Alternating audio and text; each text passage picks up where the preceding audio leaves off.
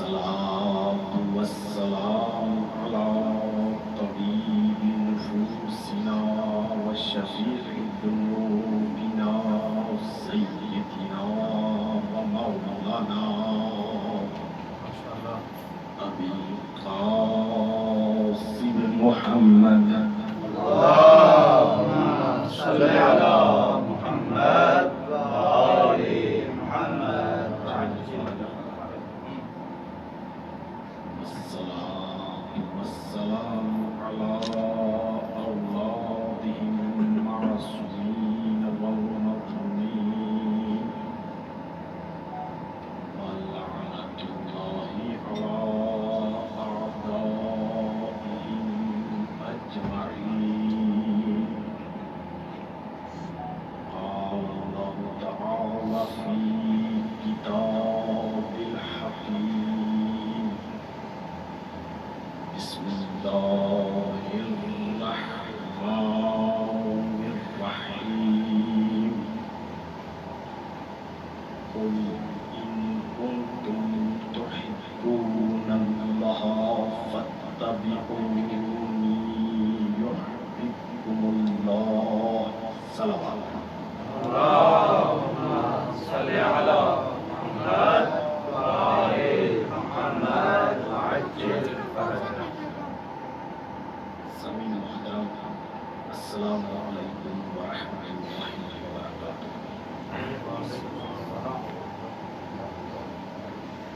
دین اسلام مبین کی خاطر منعقد ہونے والی ان مجالس میں سے آج چوتھی مجلس سے خطاب کرتے ہوئے مولانا آفتاب علی اتحادی صاحب نے معارف کو اس معراج پر پہنچایا کہ میرے لیے مقدمے سے پہلے پیش مقدمہ بیان کرنا ضروری ہو گیا تاکہ میری گفتگو اتحادی صاحب کی گفتگو کے ساتھ متحد ہو جائے، کیونکہ جب بھی کوئی نیا شخص مسلمان ہوتا ہے یا جب بھی کوئی مسلمان تحقیق کرتا ہے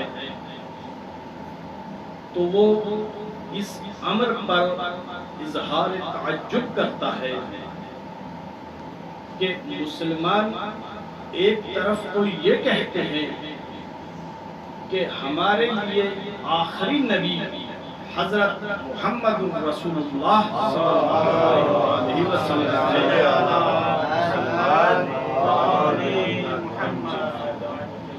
یہی ہمارے لیے نمونہ عمل ہے، یہی ہمارے لیے اسوہ کامل ہے، لیکن پھر یہی مسلمان کہتے ہیں کہ ہمارے امام اور ہمارے لیے اسوہ علی بن ابی طالب ہے، پھر یہی کہتے ہیں ہمارے لیے اسوہ حسن ابن علی ہے، پھر یہی کہتے ہیں ہمارے لیے اسوہ حسین ابن علی ہے۔ یہ کیسے ہو سکتا ہے کہ دین ایک ہے، کتاب ایک ہے، نصوص ایک ہے، اور ان کا ایمان بھی یہی ہے کہ اللہ کے آخری نبی حضرت محمد رسول اللہ صلی اللہ علیہ وآلہ وسلم ہمارے لیے اسوہ کامل ہے، لیکن پھر اس کے ساتھ ساتھ یہ بیت پاک کو بھی اپنے لیے اسوہ کامل قرار دیتے ہیں، تو یہ کیسے قابل جنگ ہے؟ تو یہاں پر یہ بیان کر کے میں اپنے موضوع پر آؤں گا اور بیان یہ کرنا چاہوں گا کہ ہم حضرت امام حسین علیہ السلام کو اس لیے اسوہ کامل نہیں مانتے، جو ہے بسم اللہ، اس لیے نمونہ عمل نہیں مانتے کہ آپ رسول کے نواسے ہیں، آپ رسول کے لخت جگر ہیں۔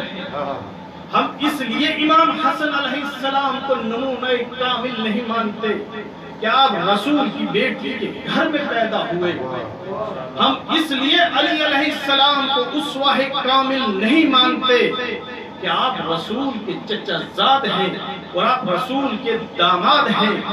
ہم نہ رشتہ داری کی وجہ سے کسی کو مانتے ہیں، نہ رشتہ داری کی وجہ سے کسی کی تکذیب کرتے ہیں. ہم تو کردار دیکھتے ہیں.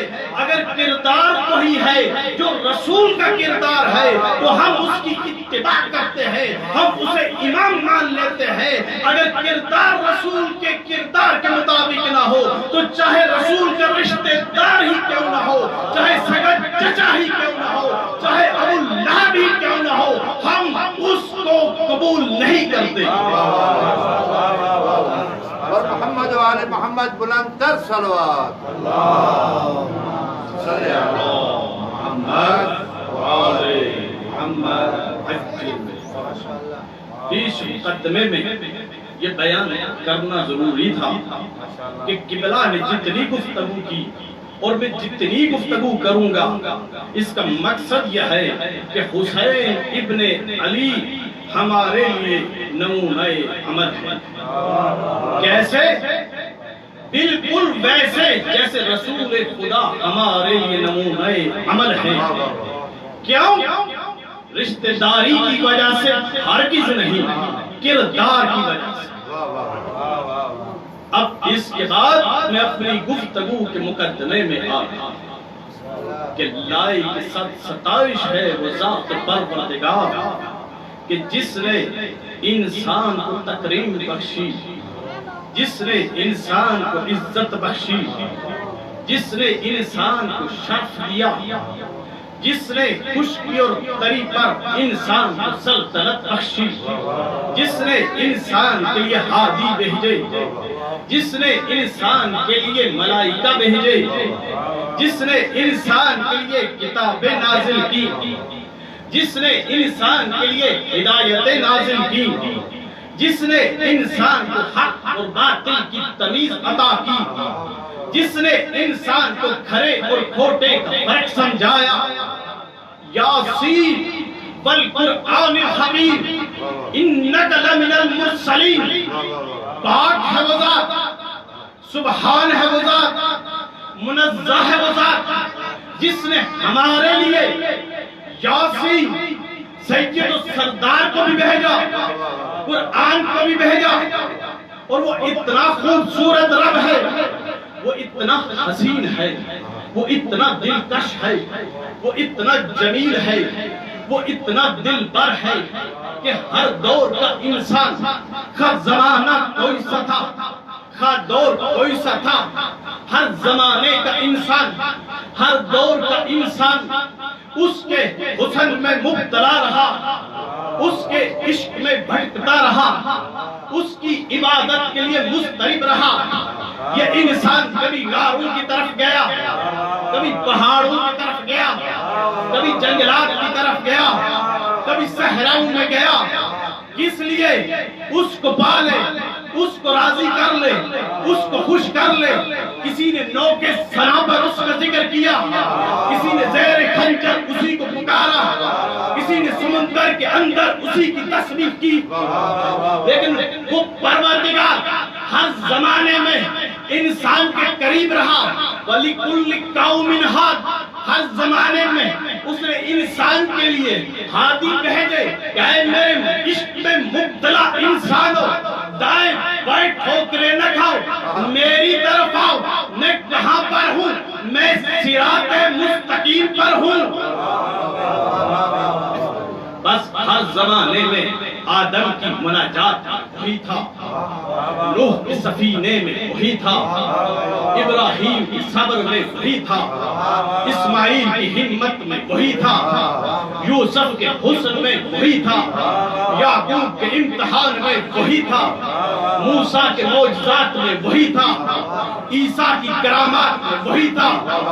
اور پاک ہے وہ ذات، سبحان ہے وہ ذات کہ جب اس نے ہمارے لیے ہادی کو بھیجا تو یہ کہہ کر بھیجا، اے میرے ہادی، اے میرے حبیب، اب انسان کو یہ خوشخبری سنا دو.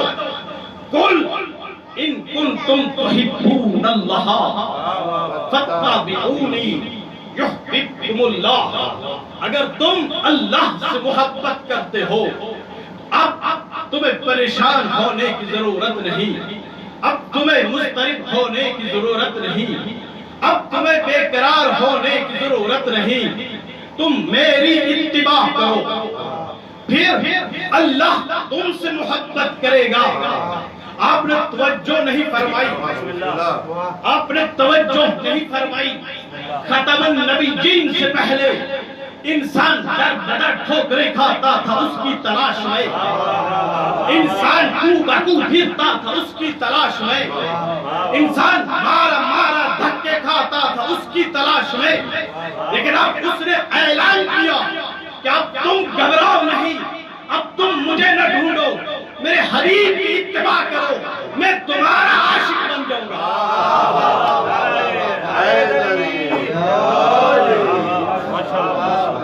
محمد علی محمد صلوات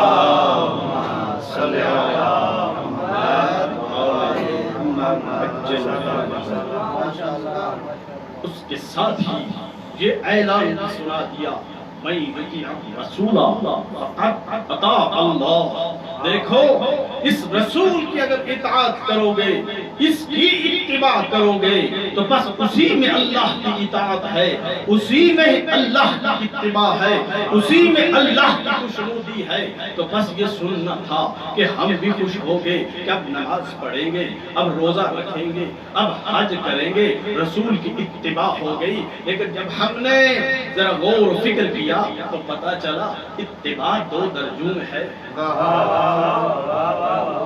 ایک آپ کی انفرادی اتباع ہے، آپ اچھے ہیں تو بہت اچھے ہیں، لیکن ایک آپ کی اجتماعی اتباع ہے کہ آپ اچھے ہیں تو کافی نہیں ہے، دوسروں کو اچھا بنائیے۔ تو بس رسول کی اتباع دونوں مرحلوں میں ضروری ہے۔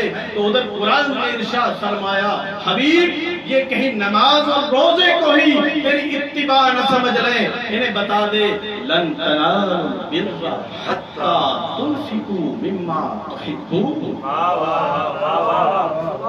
تم کوئی نیکی کر ہی نہیں سکتے، نیکی ہو ہی نہیں سکتی، ہرگز نیکی کا وجود ہی نہیں آ سکتا۔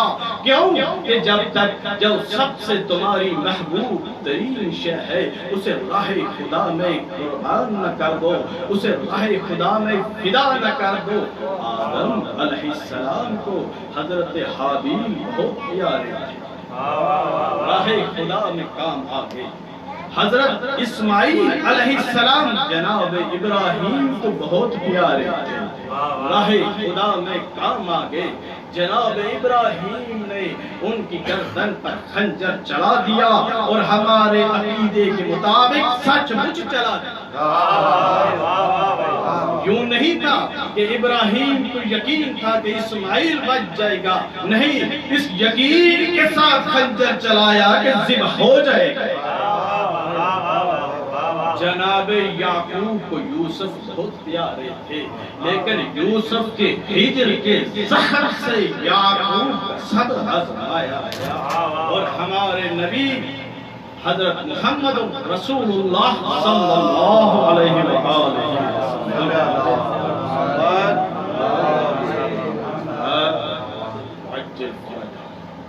کو حضرت امیر المومنین علی ابن ابی طالب علیہ السلام بہت پیارے تھے، لیکن دیکھیے ہر خطرے میں پیغمبر نے علی کو تلواروں میں سپرد کر لن تنالوا البر حتی تنفقوا مما تحبون۔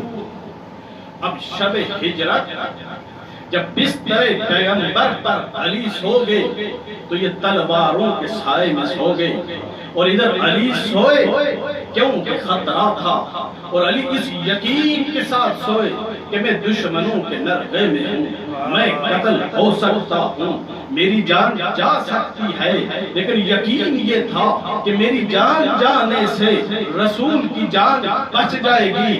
بس علی نے اپنی طرف سے اپنی جان کو قربان کر دیا، جس طرح ابراہیم نے پورے یقین کے ساتھ اسماعیل کی گردن پر خنجر چلا دیا تھا، اسی طرح پورے یقین کے ساتھ علی بستر رسول پر سو گئے کہ میری جان جاتی ہے تو چلی جائے اور چلی ہی جائے لیکن رسول کی جان ہر صورت میں بچ جائے۔ اب ادھر علی سو گئے، بتا اس لیے رہا ہوں کہ یہ ہمارے لیے اسوہ کامل ہے، ہمارے لیے نمونہ عمل ہے۔ کیوں کہ علی سو گئے، ادھر علی سو گئے، ادھر آیت آ گئی وَمِنَ النَّاسِ مَن يَشْرِي نَفْسَهُ ابْتِغَاءَ مَرْضَاتِ اللَّهِ۔ لوگوں میں سے ایک ایسا بھی ہے جس نے اپنے نفس کو بیچ لیا ہے، اللہ کی مرضی کو خرید لیا ہے۔ میں کہتا ہوں پروردگار اس سے کیا فرق پڑا کہ علی نے اپنا نفس آپ کو بیچ دیا، آپ کو دے دیا، آپ کی مرضی لے لی، اس سے فرق کیا آیا؟ کہا فرق تو اس کے بعد ہی پڑے گا، فرق تو اس کے بعد ہی پڑے گا۔ اب فرق یہ پڑے گا کہ آپ اگر کسی سے ناراض ہوا تو علی ناراض نہیں ہوا، خدا ناراض ہو گیا۔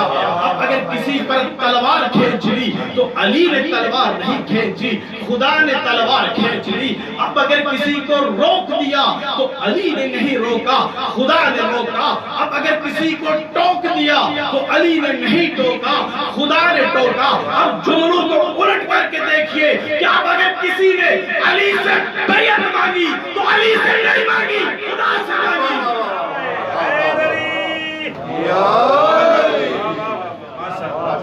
اور محمد وآل محمد بلند تر صلوات۔ صلی اللہ محمد وآل محمد عجل۔ ہم داماد ہونے کی وجہ سے، چچزاد ہونے کی وجہ سے یا سسر ہونے کی وجہ سے نہ کسی کو آئیڈیل مانتے ہیں، نہ کسی کو امام مانتے ہیں۔ حق بات سننی ہے تو حق بات سن لیجئے۔ اوصاف علی بے گفتگو ممکن نیست، اوصاف علی بے گفتگو ممکن نیست۔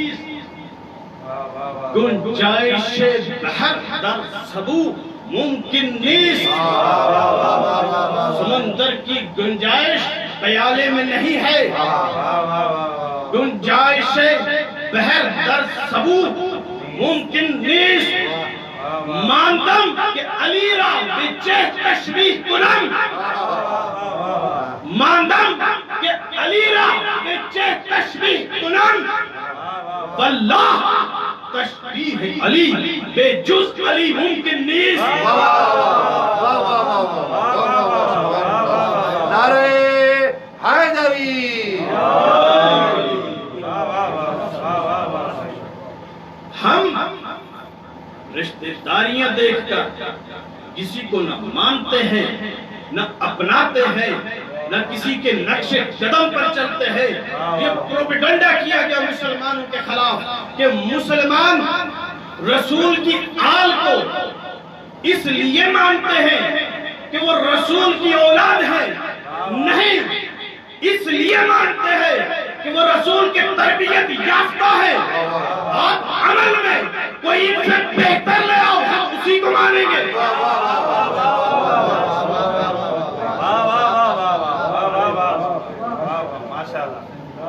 اور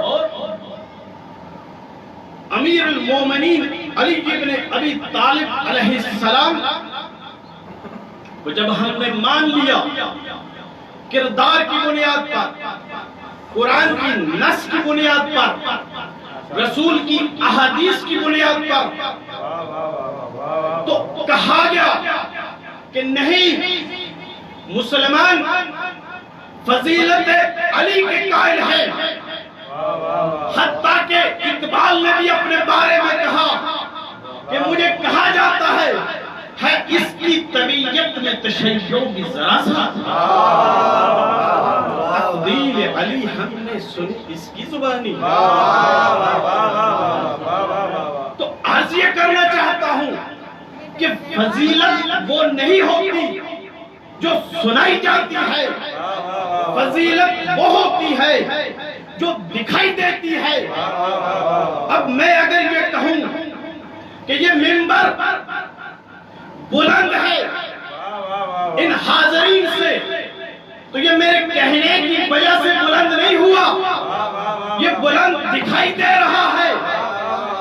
آپ علی سے بلند کسی کو دکھائی تو دے، ہم بھی دیکھ لیں گے، آپ بھی دیکھ لیں گے۔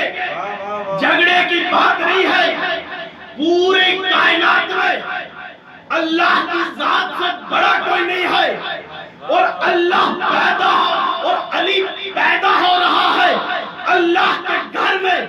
اب آپ کسی کو لائیں اور اللہ سے بڑا کوئی ڈھونڈے، اس کے گھر میں پیدا کرے، اس کی فضیلت ہم بھی دیکھیں گے، آپ بھی دیکھیں گے۔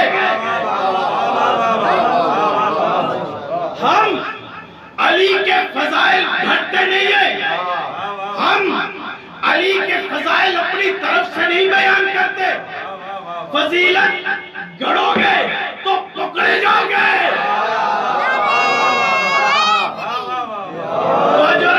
فضائل گڑو گے تو پکڑے جاؤ گے، جیسا کہ پکڑے گئے۔ جب رسول نے کہا میں علم کا شہر ہوں، علی اس کا دروازہ ہے، اب جب گھڑنے والوں نے فضائل گھڑے تو اب میں نہیں کہتا کہ اس نے کیا کہا۔ ہر عقل مند آدمی جب سنتا ہے وہ گھڑے ہوئے فضائل تو پوچھتا ہے نادانو، کبھی شہر کے بھی روشن دان ہوئے، کبھی شہر کے بھی چھت ہوئے۔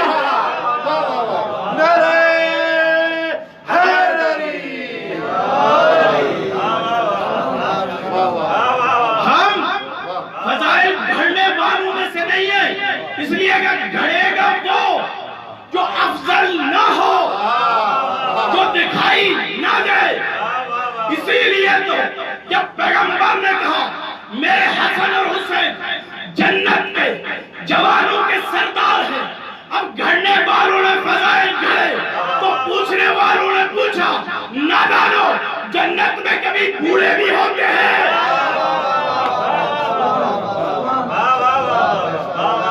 علی کی ذات سے افضل آپ کسی کو دکھائیں، ہم کیا ساری دنیا دیکھے گی، ہم کیا ساری دنیا مانے گی، ہم فلاں علی سے افضل ہے۔ علی کی ذات کو چھوڑ دیجئے، اس کا تو مقابلہ نہیں ہو سکتا۔ آپ علی کے باپ کو لے لیجئے، پیغمبر اسلام پر، دین اسلام پر جتنے احسانات ابو طالب کے ہیں، نہ صرف جتنے جیسے احسانات ابو طالب کے ہیں، کیسے؟ بس اتنا سمجھ لیجئے کہ جب تک بوڑھا ابو طالب زندہ رہا، وہ جو ہے جب تک بوڑھا ابو طالب زندہ رہا، پیغمبر کو مدینے سے ہجرت کا حکم نہیں ملا۔ علی کے باپ سے کسی کو افضل دکھا دیجئے، ہم مان لیں گے۔ اب علی کی بیوی سے کسی کو افضل دکھا دیجئے، ہم مان لیں گے۔ آپ علی کی ساس خدیجہ الکبریٰ سے کسی کو افضل دکھا دیجئے، ہم مان لیں گے۔ آپ علی کے بیٹوں سے کسی کو افضل دکھا دیجئے، ہم مان لیں گے۔ لیکن پھر بھی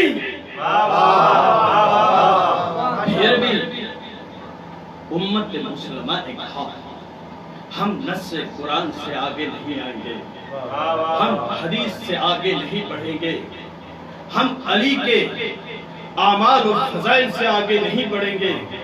کیا کریں گے؟ کہا نہیں، ہم تو فضیلت اور خلافت کا انتہا امت کے ساتھ چھوڑیں گے۔ جو ہے ہم نے کہا ٹھیک ہے، ہم تو وحدت اسلامیہ کے علم بردار ہیں، ہم تو اتحاد چاہتے ہیں۔ ٹھیک ہے، آپ نص قرآن سے وارد نہ ہوئیے، ٹھیک ہے آپ نص حدیث سے نہ آئیں، ٹھیک ہے آپ علی کی فضیلت سے نہ آئیں، آپ اپنے پیمانے پر ڈٹ جائیں، آپ اپنے اصول پر کھڑے ہو جائیں، آپ اپنی بات پر قائم رہیں۔ کہ امت اگر کسی کو خلیفہ منتخب کرے گی تو ہم اسی کو مانیں گے، اسی میں امت کی بقا ہے، اسی میں اسلام کی بقا ہے، ٹھیک ہے ہم آپ کے ساتھ ہیں، تو جو ہے ہم آپ کے ساتھ ہیں، آپ اپنے اصول پر ڈٹ جائے، امت جسے منتخب کرے گی ہم اسی کے ساتھ ہیں، تو آ جائیے پہلے خلیفہ کی خلافت میں اور خلافت کے انتخاب میں دیکھ لیجئے کہ امت کے کتنے فیصد لوگوں کا کردار ہے۔ یہ شیعہ اور سنی کی بات نہیں ہے، یہ تاریخ کی بات ہے، چاہے کوئی مستشرق ہی کیوں نہ ہو اس سے پوچھ لیجئے، مستشرق کی لکھی ہوئی کتاب کو اٹھا کر دیکھ لیجئے، آپ تاریخ کی کسی بھی کتاب کو بغیر کسی تعصب کے اٹھا کر دیکھ لیجئے، دیکھیے کہ پہلی خلافت کے انتخاب میں امت مسلمہ کا کتنا کردار ہے۔ فقط مدینے کے اندر مٹھی پر مسلمانوں نے مل کر پہلے خلیفہ کا انتخاب کیا، اور ایک بہت بڑی اپوزیشن، مؤثر اپوزیشن جو آج تک موجود ہے، اس وقت بھی تھی، آج بھی تھی، اور کچھ سقیفے کے اندر موجود تھی جنہوں نے اس خلافت کا وہیں پر انکار کیا۔ دوسرے خلیفہ کے انتخاب میں دیکھیے وہاں پر امت کا کتنا کردار ہے، وہاں امت سے پوچھا ہی نہیں گیا، پہلے خلیفہ نے دوسرے خلیفہ کا نام لکھوایا۔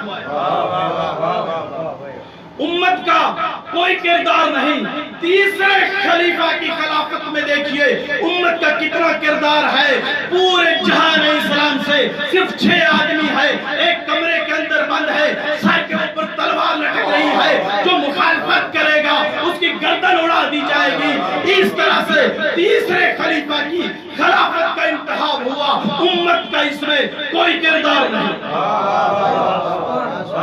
آپ امت کو معیار قرار دیں، ہم آپ کے ساتھ ہیں، آپ امت کے اصول پر انتخاب کریں، ہم آپ کے ساتھ ہیں، آپ اپنی بات پر ڈٹے تو رہے۔ اب آئیے چوتھے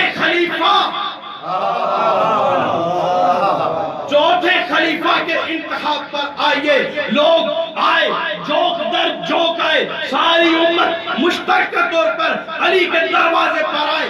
اگر علی چاہتے تو گھر کے اندر بٹھا کر بیعت لے سکتے تھے، علی کہتے آ جاؤ، کچھ جوڑ توڑ بھی کرتے ہیں، کچھ لین دین بھی کرتے ہیں، آخر حکومت چلانی ہے۔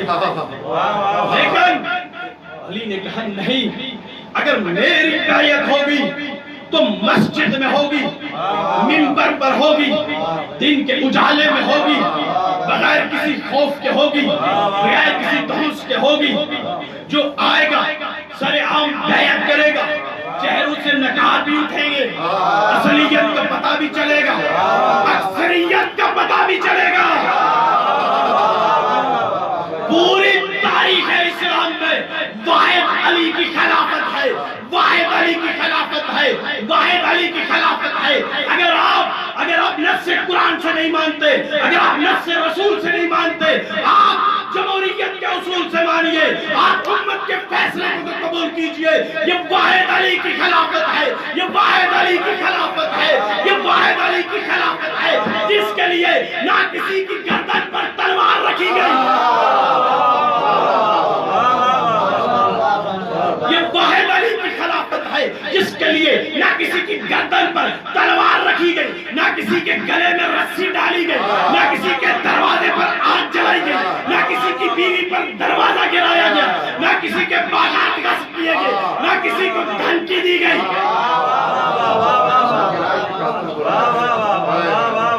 یہ آپ نص قرآن سے لے، تابعی علی خلیفہ الرسول بلا فاصلہ ہے، آپ مسجد کوفہ کے منبر سے لے، تابعی امت کا مشترکہ فیصلہ ہے، علی خلیفہ الرسول بلا فاصلہ ہے۔ محمد و آل محمد بلند تر صلوات۔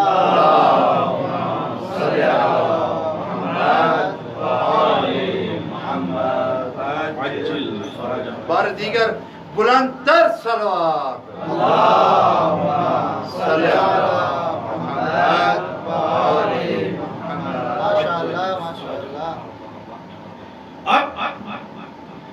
کے باوجود اگر نہیں مانا کسی نے تو نہ مانے تو جو ہے اس لیے کہ علی نے کبھی اپنے آپ کو منوانے کے لیے کوشش ہی نہیں کی. جب بھی کہا یہی کہا حق کو پہچانو تمہیں اہل حق سمجھ آ جائیں گے. خود حیات پیغمبر میں علی کی خاص خوبی یہ تھی کہ ہمیشہ جب بھی پیغمبر کے اوپر مشکل آتی تھی پیغمبر علی کو آگے کر لیتے تھے. علی اسی لیے مشکل کشا ہے کہ علی خود بھی مشکل راستوں کا انتخاب کرتے تھے. پیغمبر بھی علی کو ہر مشکل کے وقت مشکل میدان میں ڈالتے تھے. اب پیغمبر کی زندگی میں بڑی بڑی مشکلات آئی. علی نے بڑی بڑی مشکلات کے وقت اسلام کی مدد کی, پیغمبر کی مدد کی. لیکن میں 3 مشکلات کو بیان کر کے اپنے اس موضوع کو یہیں پر بند کر کے آگے نکلنا چاہتا ہوں کہ ایک بڑی مشکل پیغمبر پر جنگ احد کے موقع پر اتنی بڑی مشکل کہ قرآن مجید نے اس کی منظر کشی کی. اصحاب پیغمبر کے دل اچھل کر حلق میں آ گئے. کوئی معمولی بات نہیں ہے, اتنی شدید جنگ تھی کہ بھاگ کر کوہ احد کے اوپر چلے گئے تھے. معمولی جنگ نہیں ہے, کوئی عام سی ہیبت اور خوف نہیں ہے, خوفناک جنگ ہے اور وحشت کا یہ عالم ہے کہ انسان تو انسان سجائی نہیں دیتا, موت رقص کر رہی ہے. خوفناک ترین اور ہیبت ناک ترین جنگ ہے, اور ایسی جنگ کہ جس میں پیغمبر اکرم کے دندان مبارک بھی شہید ہو گئے. اس جنگ میں, اس گرد و خاک میں زمین سے آسمان تک ایک ہی آواز آ رہی ہے, لا فتح الا علی, لا سیف الا ذوالفقار. پیغمبر نے احد میں علی کو ذوالفقار عطا کی. بڑا مشکل مقام تھا, پیغمبر نے اس مشکل وقت میں علی کو ذوالفقار عطا کی. پیغمبر پر دوسری بڑی مشکل, اہم مشکل خیبر کے میدان میں آئی. وہ جو ہے اتنی بڑی مشکل کہ خود مسلمان بھی مایوس ہو گئے, اور پیغمبر نے 40 دن کے بعد کہا کل میں علم اس کو دوں گا جو قرار ہوگا, غیر فرار ہوگا. اللہ اور اس کے رسول اس سے محبت کرتے ہوں گے, وہ خدا اور اس کے رسول سے محبت کرتا ہوگا. خیبر میں رسول نے کسی اور کو علم نہیں دیا, علی کو علم دیا. پھر رسول پر ایک بڑی مشکل آئی اور وہ ہے صلح حدیبیہ کی مشکل. اتنی بڑی مشکل کہ پیغمبر کے جانثار, پیغمبر کے تابعدار, پیغمبر کے فداکار خود پیغمبر کے سامنے کھڑے ہوئے. بعض نے کہا ہمیں اب آپ کی رسالت پر بھی شک ہو رہا, ہم یہ نہیں کرنے دیں گے. اس شک و تردید کے عالم میں, اس خوف کے عالم میں جب خود مسلمانوں کے مرتد ہونے کا امکان پیدا ہو گیا تو پیغمبر نے کہا یا علی قلم لے کر آؤ. وہاں قلم علی کو عطا کیا. یہ حدیبیہ کی صلح جسے قرآن نے فتح مبین کہا ہے, احد میں فتح ہو علی کی ذوالفقار سے, خیبر فتح ہو علی کے علم سے, صلح حدیبیہ فتح مبین میں بدلے علی کے قلم سے. پیغمبر نے علی کو ذوالفقار بھی عطا کی, علم بھی عطا کیا, قلم بھی عطا کیا. یا علی آپ کے بڑے احسانات ہیں اسلام پر, اب قرآن نے آواز دی ہم بھی کسی کا احسان نہیں رکھتے. هل جزاء الاحسان الا الاحسان. اے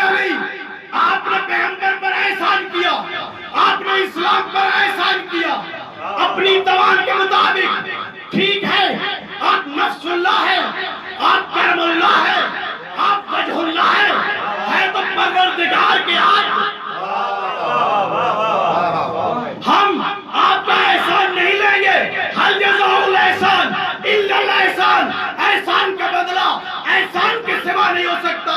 یا علی آپ نے احسان کیے اپنی طاقت کے مطابق، ہم آپ کو جزا دیں گے اپنی طاقت کے مطابق.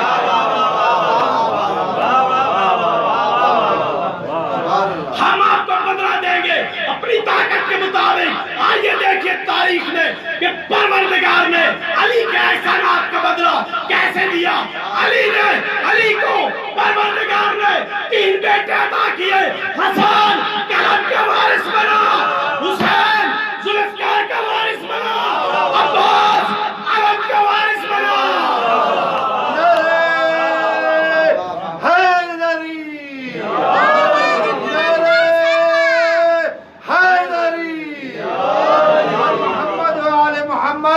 بلند تر صلوات.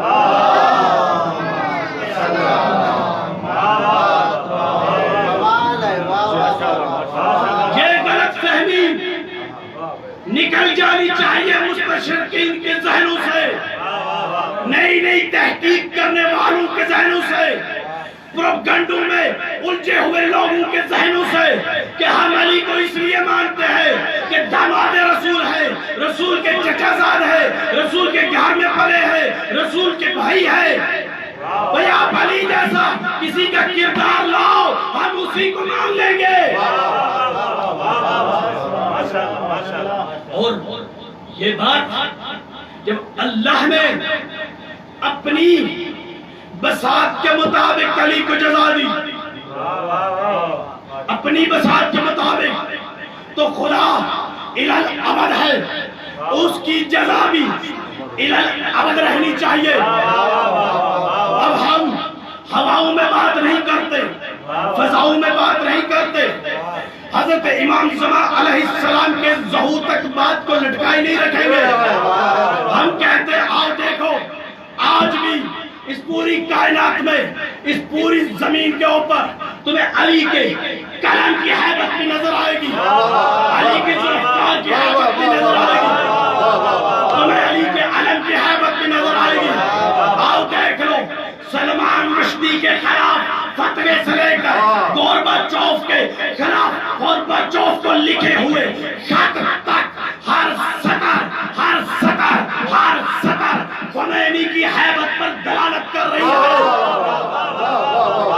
دنیا آج بھی خمینی کے قلم سے لرز رہی ہے کہ خمینی علی کا بیٹا ہے. دیکھو، اگر ذوالفقار کی حیبت دیکھنا چاہتے ہو تو آؤ دیکھو، پوری دنیا اسلام میں تمہیں سید حسن نصر اللہ کی صورت میں ذوالفقار کی حیبت بھی نظر آئے گی. اگر عباس کے علم کی حیبت دیکھنا چاہتے ہو تو آؤ دیکھو، پوری دنیا میں پورا عالم کفر صرف ایک ایران کے علم سے ڈر رہا ہے.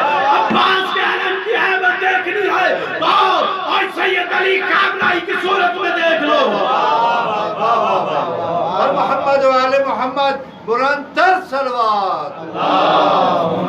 صلی اللہ محمد و آل محمد وعجل. نعرہ تکبیر، نعرہ تکبیر، نعرہ رسالت، نعرہ رسالت، نعرہ حیدری، نعرہ حیدری. بر محمد و آل محمد بلند تر صلوات. صلی اللہ محمد و آل محمد وعجل.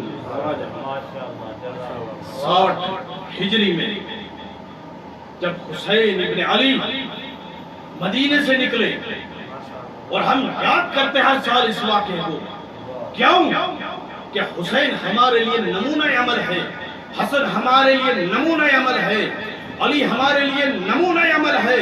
بالکل ویسے ہی جس طرح رسول نمونہ عمل ہے. کیوں؟ کردار کی بنیاد پر، رشتہ داری کی بنیاد پر نہیں.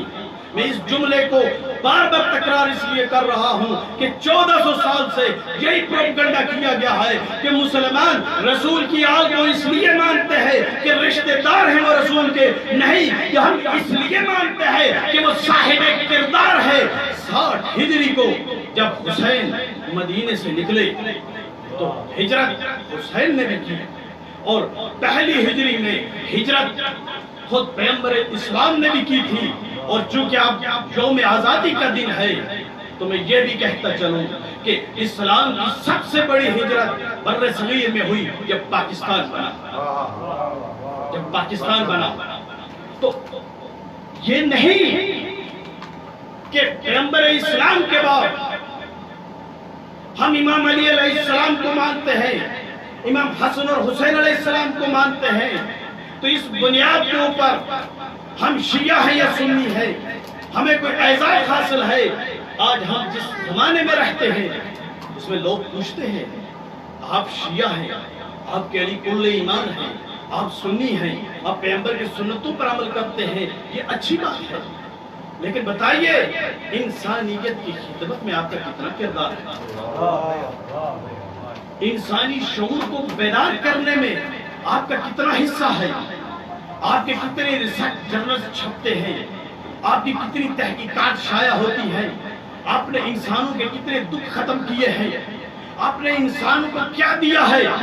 تو ہم وہ نہیں ہیں جو پرانی کتابیں پڑھ کر کہیں فلاں سائنسدان بھی مسلمان تھا، فلاں سائنسدان بھی مسلمان تھا، فلاں سیاستدان نے یہ کیا۔ نہیں، ہم کہتے آئیے دیکھیے بر صغیر پاک و ہند میں اگر اتنی بڑی تعداد میں مسلمانوں کو کسی نے غلامی سے نجات عطا کی تو وہ کسی اور نے نہیں عطا کی، اس نے عطا کی جو پیغمبر کے بعد علی اور حسن اور حسین اپنے لیے نمونہ کامل مانتا تھا۔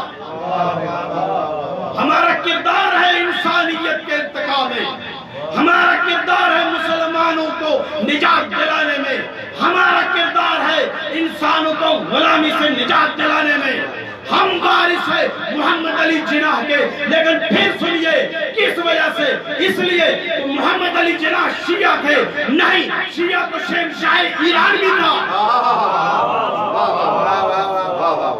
یہ مکتب تشیع، یہ مکتب اہل بیت، یہ علی والوں کا راستہ مسلک کو نہیں دیکھتا، فرقوں کو نہیں دیکھتا، ہم تو یہ دیکھتے ہیں کہ قرآن اور سنت کے مطابق کس کا عمل ٹھیک ہے، ہم اس کی حمایت کرتے ہیں، چاہے وہ سنی ہی کیوں نہ ہو، چاہے وہ کسی اور مسلک کا ہی کیوں نہ ہو، لیکن اگر اس کا عمل قرآن و سنت کے خلاف نہ ہو ہم اس کی مخالفت کرتے ہیں، چاہے وہ شیعہ ہی کیوں نہ ہو۔ محمد علی جناح بھی شیعہ ہے، شہنشاہ ایران بھی شیعہ تھا، ہم شہنشاہ ایران پر لعنت بھیجتے ہیں، ہم محمد علی جناح کو سلام پیش کرتے ہیں، کیوں کہ محمد علی جناح کا عمل قرآن اور سنت کے عین مطابق تھا، جبکہ شہنشاہ ایران مسلمانوں کو غلام رکھنا چاہتا تھا، جو مسلمانوں کو غلام رکھنا چاہتا تھا ہم اس کے دشمن ہیں، جس نے مسلمانوں کو آزادی دلائی ہم اس کے مرید بھی ہیں، ہم اسے قائد بھی مانتے ہیں اور ہم اس کی اتباع بھی کرتے ہیں۔ اور محمد و آل محمد بلند تر صلوات صلی اللہ محمد و پاکستان سمیت تمام مسلمان ممالک کی عافیت اور امن کے لیے بلند تر صلوات صلی اللہ محمد و آل محمد و آل۔ دیکھیں ہم مسلمانوں کے پاس اصول ہیں، معیارات ہیں، ہم ان کے مطابق کسی کو مانتے ہیں، نہ کہ کسی کا فرقہ دیکھتے ہیں، نہ کہ کسی کی رشتہ داری دیکھتے ہیں، نہ کہ کسی کا علاقہ دیکھتے ہیں۔ نہیں، 1400 سال سے ہم نے تاریخ کا جو سفر طے کیا ہے اس میں ہم نے ہمیشہ اصولوں کا ساتھ دیا ہے، اور جب حسین ابن علی نے مدینے سے ہجرت کی تھی تو حسین کی ہجرت مدینے سے مکے کی طرف تھی، اور رسول نے بھی ہجرت کی تھی، رسول کی ہجرت مکے سے مدینے کی طرف تھی۔ حسین کی ہجرت میں خواتین اور بچے بھی تھے، رسول کی ہجرت میں خواتین اور بچے بھی تھے، رسول جب نکلے تھے تو خوف کا عالم تھا، حسین جب نکلے تو خوف کا عالم تھا۔ رسول نکلے تھے کہ جان بچاؤں تاکہ اسلام بچے، حسین نکلے تھے کہ جان قربان کروں تاکہ اسلام بچے۔ ہدف ایک تھا کہ اسلام بچے۔ اب اس اسلام بچانے کے لیے قبلہ حاجی صاحب نے خطبہ پڑھ دیا، میں چونکہ انہی کی گفتگو سے متحد گفتگو کر رہا ہوں تو امام حسین علیہ السلام نے لکھتے ہوئے کہا انما خرجت لطلب الاصلاح فی امتی جدی، سے بات ختم نہیں ہوئی، انما خرجت لطلب الاصلاح فی امتی جدی اريد ان امر بالمعروف وانهى عن المنکر اسیرہ بسیرت جدی وہ ابی علی ابن ابی طالب، فرمایا میری یہ سیرت، میرا یہ اسوہ میرے بابا علی کا بھی ہے، میرے نانا کا بھی ہے۔ تو سمجھ آیا کہ یہ کیوں نمونہ عمل ہے؟ سیرت کی وجہ سے، رشتہ داری کی وجہ سے نہیں۔ اور یہ بات عین میدان جنگ میں، عین میدان جنگ میں عمر ابن سعد نے شمر سے کہے اور قبلہ نے جو پڑھا میں اسی سے متحد ہو کر پڑھ رہا ہوں تاکہ آج کی مجلس بکھر نہ جائے۔ جب عمر ابن سعد نے ابن زیاد کا خط پڑھا تو شمر سے کہا کہ تو نے مجھے حسین کے مقابلے میں کھڑا کر دیا ہے، اور ابن زیاد کہہ رہا ہے کہ حسین سے بیعت لے۔ یہ کون کہہ رہا ہے؟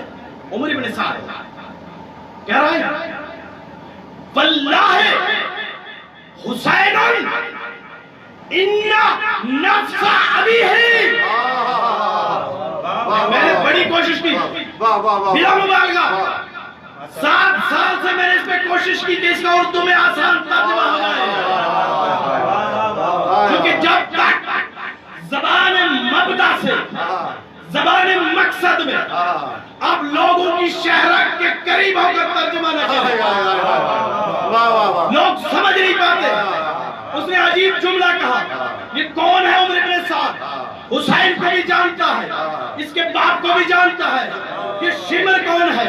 حسین کو بھی جانتا ہے، اس کے باپ کو بھی جانتا ہے۔ اب عمر ابن سعد کہہ رہا ہے واللہ حسین، قسم ہے یہ حسین ان نفس ابی ہوئی، اپنے باپ کی کاپی ہے۔ اس سے آسان ترجمہ، اس سے میٹھا ترجمہ، اس سے پیارا ترجمہ میں نہیں کر سکا۔ یہ حسین اپنے باپ کی کاپی ہے، اتنا کہہ دیتا تو بھی کافی تھا، نہیں آگے اس نے کہا کہ لبائی نہ جمبائی ہے، اس کے پہلو میں اس کے باپ کا دل دھڑکتا ہے۔ حیدری اور محمد و آل محمد بلندر صلوات۔ وہ جو فرمائیے یہ عمر ابن سعد، یہ شیمر، یہ عام لوگ نہیں تھے، اپنے زمانے کے خواص تھے۔ کیا جملہ کہہ دیا دشت کربلا پر، ارے عمر ابن سعد یہ تو کیا کہہ رہا ہے؟ لشکر یزید کے ساتھ ہے، مفتی یزید کے ساتھ ہے، خزانہ یزید کے ساتھ ہے، قاضی یزید کے ساتھ ہے، قاری یزید کے ساتھ ہے، حافظ یزید کے ساتھ ہے، مولوی یزید کے ساتھ ہے، سلطنت یزید کے ساتھ ہے، روسا یزید کے ساتھ ہے، قبیلوں کے سردار یزید کے ساتھ ہے، اور تو کہہ رہا ہے حسین یزید کی بیعت نہیں کرے گا۔ تو اسی لیے تو اس نے کہا کہ اس کے پہلو میں، اس کے پہلو میں، اس کے پہلو میں اس کے باپ کا دل دھڑکتا ہے۔ نہ علی کا دل لشکروں سے گھبرائے، نہ حسین لشکروں سے خوف کھائے۔ حیدری پر حسین ابن علی ابن ابی طالب بلندر صلوات۔ صلی علی محمد و آل محمد عجل فرجہ۔ میں کتنے عرصے سے اس موضوع پر لکھتے ہوئے رکا ہوا تھا، آج اتحادی صاحب نے اس موضوع کو پھر سے کھول دیا اور میں یہاں تک کہہ کے کربلا میں داخل ہونا چاہتا ہوں کہ یہ صرف عمر ابن سعد نے نہیں کہا، یہ کربلا میں جب حسین نے قیام کیا تو سب نے یہ مانا، سب نے یہ تسلیم کیا۔ آپ ثابت کیجئے حسین شہید ہو گئے، اس کے بعد سید سجاد درباروں میں بھی گئے، بازاروں میں بھی گئے، کتنے سال مدینے میں بھی رہے، کسی نے ایک مرتبہ بھی سید سجاد سے بیعت مانگی ہو؟ کسی نے نہیں مانگی۔ کیوں؟ سب جانتے تھے جس طرح حسین کے دل میں اس کے باپ کا دل ہے، اسی طرح سجاد کے دل میں اس کے باپ کا دل ہے۔ اور حسین اپنے اسی دل کو لے کر جب 60 ہجری میں مدینے سے نکلنے لگے تو قبیلہ بنو ہاشم کھڑے آگے کہنے لگے حسین ہم آپ کو روکیں گے نہیں، آپ امام وقت ہیں، آپ سفیر نجات ہیں، آپ ہادی برحق ہیں، آپ جائیں آپ اپنے ساتھ مستورات کو لے کر جائیں۔ آپ نے فیصلہ کیا، ہم سارے تسلیم ختم کر دیا، لیکن حسین ہم اتنی التجا کرتی ہیں کہ ہمیں اجازت دیں ہم بیویوں کو روک سکتے ہیں۔ راوی کہتا ہے رات کی تاریکی میں بیویوں نے، بنو ہاشم کی بیویوں نے دونوں طرف کتاریں بنائی اور ایک ایک بیوی آ رہی ہے، اسے جوان سوار کر رہے ہیں۔ علی اکبر نے اپنی ماں کو سوار کیا اور محمد نے اپنی ماں کو سوار کیا، قاسم نے اپنی ماں کو سوار کیا، اور آخر میں ایک ایسی بیوی آئی کہ جس کے آتے ہی علی اکبر بھی دوڑی، عباس بھی اٹھے، حسین بھی اپنی نشست سے بلند ہو گئے۔ یہ مدینے سے علی کی بیٹی کا نکلنا ذہن میں رہے۔ پھر دیکھیے گا کس شان سے یہ شام کے بازار سے گزرے گی، یہ کس شان سے کوفے کے بازار سے گزرے گی۔ راوی کہتا ہے حسین 2 محرم کو کربلا پہنچے۔ جب کربلا پہنچے تو وہاں پر آپ نے لوگوں سے پوچھا یہ کون سی سرزمین ہے؟ کسی نے کہا اے فرزند رسول اسے غازریہ کہتے ہیں، کسی نے کہا اے فرزند رسول اسے نینوا کہتے ہیں، کسی نے کہا اے فرزند رسول اسے شط فرات کہتے ہیں۔ آپ نے کہا اللہ سنا اس کا کوئی اور نام بھی ہے؟ کسی نے کہا یقال لہ کربلا، اسے کربلا بھی کہتے ہیں۔ یہ سننا تھا۔ آپ نے کہا ہاں یہیں پر پڑاؤ ڈال دیجئے، یہاں پر ہمارے بچے شہید ہوں گے، یہاں پر ہمارے جوان مارے جائیں گے، یہاں پر ہماری مستورات اسیر ہوں گی۔ 2 محرم کو حسین کربلا میں اتر گئے، حسین نے کربلا میں پڑاؤ ڈالا۔ 3 محرم کو عمر ابن سعد 4000 کا لشکر لے کر پہنچا۔ روایات کے مطابق لشکر اتنا بڑا تھا کہ بچے اچھل کر ماؤں کے سینوں سے چمٹ گئے۔ 4000 کا لشکر آ گیا۔ 7 محرم کو فرات کے کنارے سے خیام کو اکھاڑ دیا گیا۔ عباس تڑپ گیا، علی اکبر بکھر کر رہ گئے، سید سجاد لرز گئے۔ حسین نے کہا میرے جوانوں جنگ نہیں کرنی، لڑائی نہیں کرنی۔ مورخ یہ نہ لکھے کہ حسین پانی کی خاطر لڑے تھے، خیمے اکھاڑ لیے گئے۔ آگے کربلا کے میدان میں شب عاشور حسین نے رات کو 3 حصوں میں تقسیم کیا۔ ایک حصے میں خدا سے مناجات، دوسرے حصے میں اپنے عزیز آقا عرض رکھے، تیسرے حصے میں اپنے اصحاب سے ملے۔ حسین رات کو ایک ایک خیمے میں جا رہا ہے۔ دیکھا قاسم کی ماں قاسم کو وصیتیں کر رہی ہے، دیکھا علی اکبر کی ماں علی اکبر کو نصیحتیں کر رہی ہے، دیکھا زینب اور محمد کو اپنے سامنے بٹھائے ہوئے ہے۔ جا کر دیکھا ایک خیمے میں علی اصغر کی ماں رو رہی ہے۔ کہا بہن، کہا اے ام رواب آپ کیوں رو رہی ہیں؟ کہا حسین کل علی اکبر کی ماں علی اکبر کو میدان میں بھیجے گی، قاسم کی ماں قاسم کو میدان میں بھیجے گی، اور محمد کی ماں اور محمد کو میدان میں بھیجے گی۔ ارے میرا کوئی بیٹا ہوتا، ارے